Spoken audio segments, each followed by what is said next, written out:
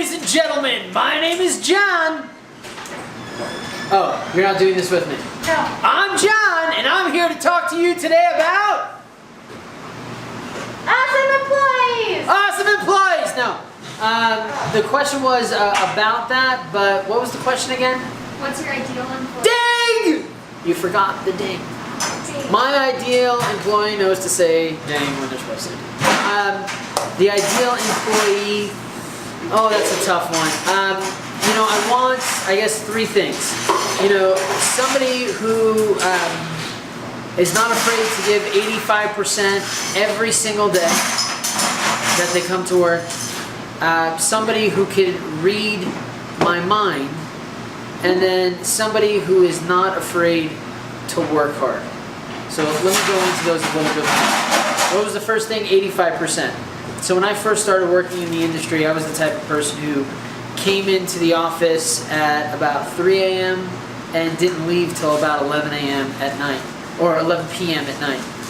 Whitney and I, as a matter of fact, had our first date in a concrete lab instead of actually going on a date.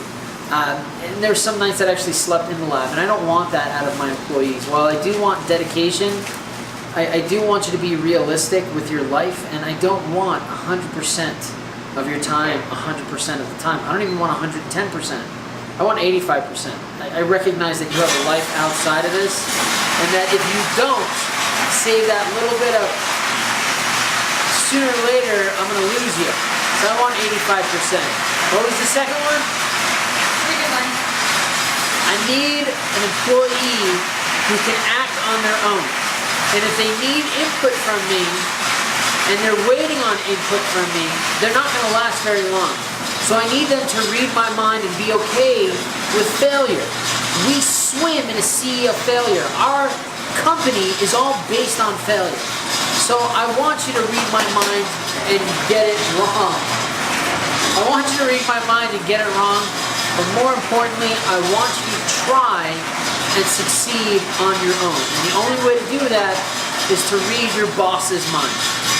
Okay, item number 3. What was item number 3?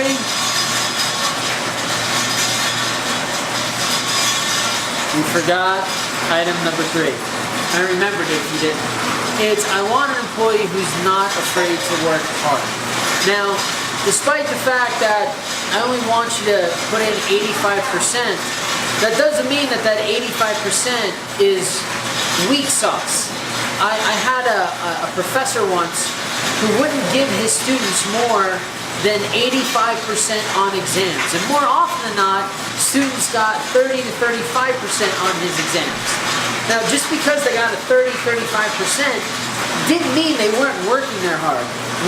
They were working their tail off for whatever grade they got, be it 35%, 45, 55, or 85%. So just because I'm only asking for 85% of what you got, that doesn't mean I don't want you working hard. I want you working your tail off. Because if you don't have brains, you do have work ethic, you do have feet, and you can get to work. And that's the most important thing. A lot of people will talk about how it takes a lot of brilliance to get through a PhD. More importantly, it takes perseverance. Just like life.